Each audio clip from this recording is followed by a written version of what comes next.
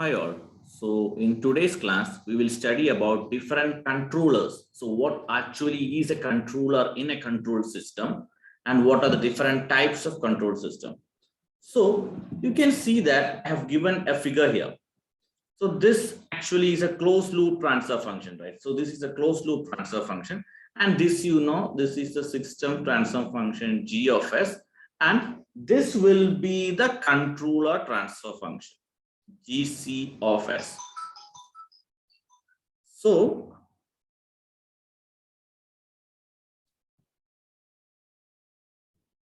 by using this controller, we are changing the performance of this particular system, and then we are taking the desired output. So that is the main function of a controller. So let's see in detail.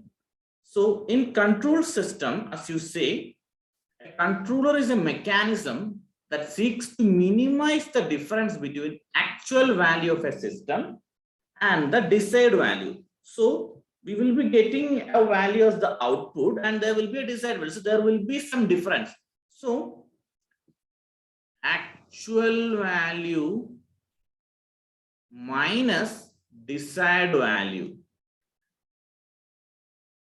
So that is actually the error, right? So what is actually being done? It modifies, the controller modifies the error signal to produce a control signal. So this is G of S, which we call as the process or system. So what actually is happening? So you have studied the examples of a closed loop system. So a process can be anything, any function that is being served. And so earlier you have studied with only a single block, right? So now if you see, you have another yellow block here, and that is the control system, GC of S, and here H of S is there, but H of S is equal to 1, unity feedback, negative feedback, everything is fine, negative feedback, everything is fine. So it actually modifies. So what's the controllers are used to obtain the desired performance specifications. So series or cascade, because this is actually a series compensator. We have both series as well as cascade compensation and controllers, and we have the combination of both. So next session you will be studying about compensators, and then now you are studying about controllers. So what controller does? It's a device introduced in the system to modify the error signal and to produce a control signal. So the manner in which the controllers produce the signal is called the control action. So error is given to the controller and it gets another signal which we call as the actuating signal. So the manner in which we get the output is called the control action. So the controller modifies the response, that is C of S is being modified. So controller may be electrical, it can be electronic, then it can be pneumatic. So once you started working in some industry, you'll study about these controllers, pneumatic controllers, then hydraulic and pneumatic, same only, depending on the nature of the signal and system. So mostly we study about electronic controllers. Okay, now let's see one by one in detail how they are performing. Okay, so as I told you, there are different types of controllers: proportional, integral, derivative. The combination of these modes are used to control our system such that the process variable is equal to the set point. That means the actual value is almost equal to the desired value and error is very less because it modifies the error. Modifies the error. And apart from the basic proportional, integral, and derivative controllers, we have PI controller, that is proportional integral controller, PD controller, which is the proportional derivative controller, and we have the PID controller, which is proportional integral derivative controller. PI, PD, and PID controllers. Okay, let's see one by one in detail. All controllers have a specific use case to which they are best suited. So the use of controller will be based on the application specific. For a proportional controller, there are two conditions, and these are written below. The deviation from the actual output and the desired, that is, error should not be large. So, for large variation, we cannot use proportional controller. So, and for large and sudden variation, we cannot use. For small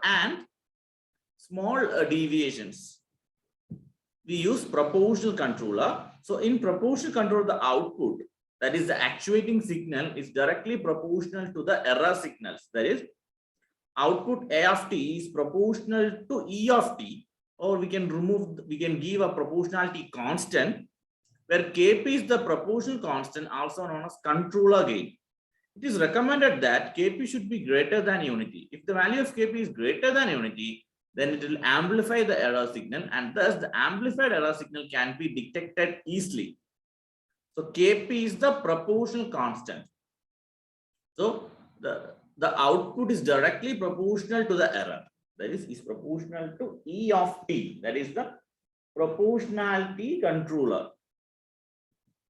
So the same thing explained by using the closed loop transfer function. So you have E of s, the error, and this is the proportional controller. Kp is the proportionality constant, and we get the actuating signal, right? So transfer function of the proportional control system.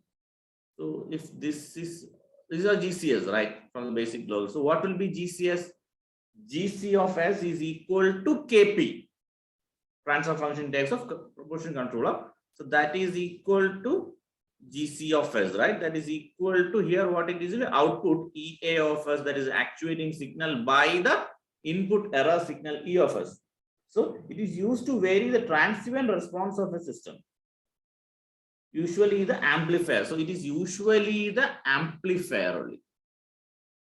So why we need a controller? You will get question. So introduction of P controller increases the forward path gain by Kp. So if earlier it was G of s, now the forward path gain is Kp into G of s.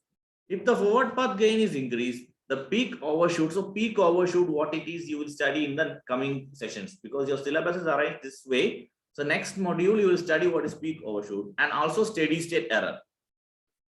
Okay, in actual system, okay, decide to be so. So peak overshoot and steady state error, keep it for the next module. You will understand it from there. But controller is coming in first module, so I need to give you these points here. So Kp is selected. So because Kp increases overshoot and steady state error is decreased. We see overshoot, and I'll teach you while studying transient response, time response analysis. Okay, so it amplifies the error signal by an amount Kp. Okay, that is the proportional controller. So it is coming in line. So it is a series controller. Now, when we talk about an integral controller, in integral controllers, the output, also called the actuating signal, is directly proportional to the integral of the error signal. In an integral controller, output is directly proportional to the integration of the error signal. That is, output, you can even write C of t, A of t or C of t, anything, is proportional to integral of E of t. So if you take the Laplace transform, how it will be? C of s is equal to E of s by s, right? Integral Laplace divided by s, derivative into s. You have studied already. Okay. Yeah, before that, for removing the proportionality constant, you should give constant, integral constant, where Ka is an integral constant, also known as the controller gain. There is proportional controller gain. Here it is integral controller gain. The intercontroller is also known as the reset controller. There it was amplifier actually. The error is getting amplifier. Integral is the reset controller. And now coming to the derivative controller. So proportional we have studied, integral we have studied. Now about the derivative controller cannot exist alone.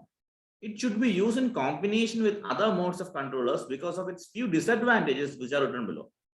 So it never improves the steady state error. So proportional controller reduces steady state error. It produces saturation effect and also amplifies the noise signal. So derivative controller is never used alone. It cannot exist alone.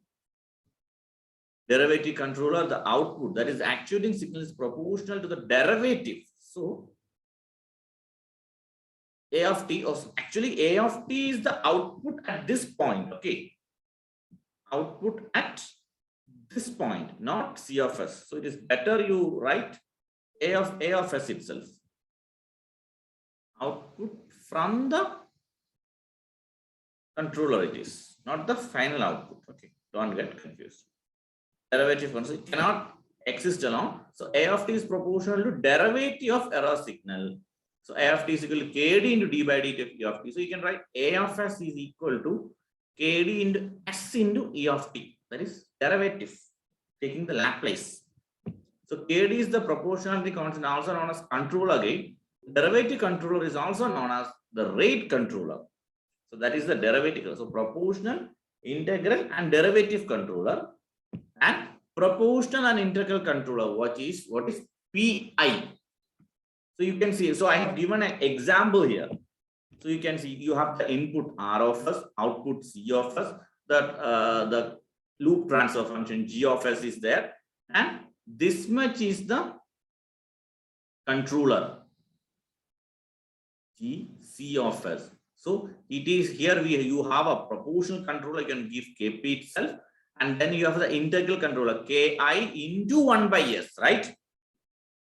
So Ki into 1 by S into the error. Error is actually here only. So Ki, so here the error comes here, right? No, the error will come here, right? E of t. So or E of S in time domain, Laplace of E of t. So E of S into Ki by S is going here. Then E of S into Kp is going here. That's what I have written here. That is A of S is equal to E of S by S into Ki plus Kp into E of S.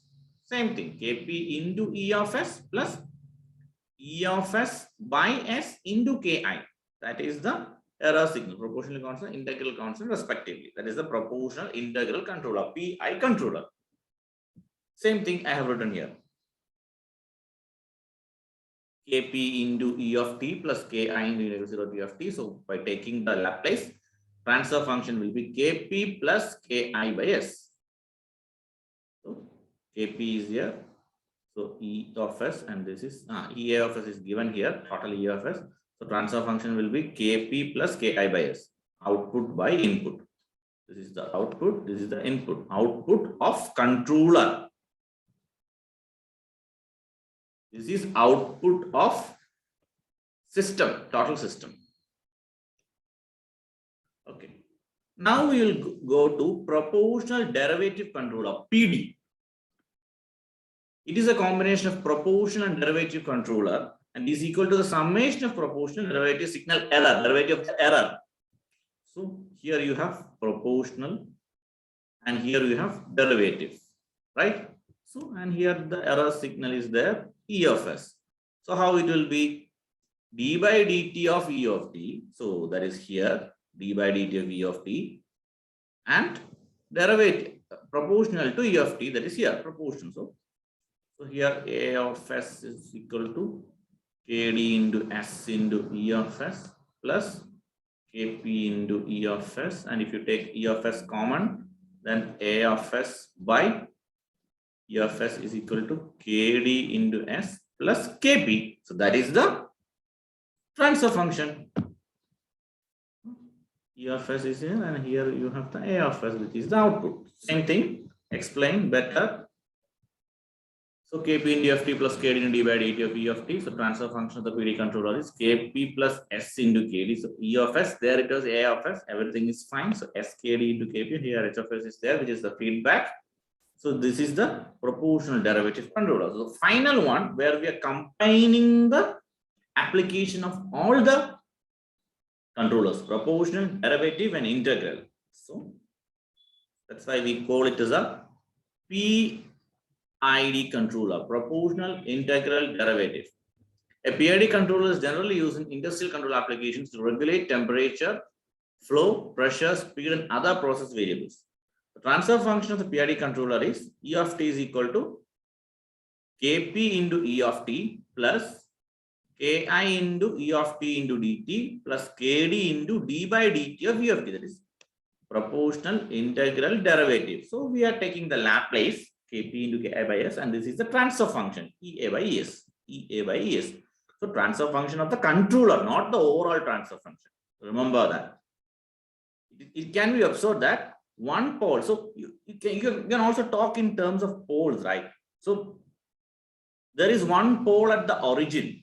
That is S. This will correspond to a pole at the origin, and the remaining parameters TD, K and Ki decide the position of two zeros. There will be two zeros also, right? Owing to Kp and one due to Kd. Proportional integral derivative controller.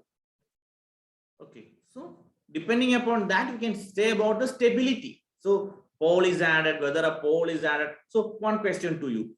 When we talk about proportional derivative controller, so when we talk about proportional derivative controller, there is nothing in the numerator, right? So a zero is added here, zero. So like that, adding zero or pole, on the basis of that, we can say whether the system is stable or not. So one zero will, so when we talk about PID controller, let me conclude one. When we talk about PID controller, 1 0 is used to decrease the steady state error and to increase stability. Since pole at origin and two zeros are added, 1 0 compensate the pole and other zero will increase the stability. So adding a zero will increase the stability. One pole and two zeros, right? One pole and two zeros. So what it is? 1 0 will compensate the pole and other will increase the stability. Okay, so that's the overall understanding of proportional integral derivative controller. Okay, so I hope you understood about different types of controllers. So this is very brief. Proportional derivative integral, proportional derivative, proportional integral derivative. So this much is PDI. So going ahead, you will study these things in detail. How it affects the gain margin, how it increases stability, what happens when a pole is added, what happens when a zero is added. All these things you will study in detail. Thank you.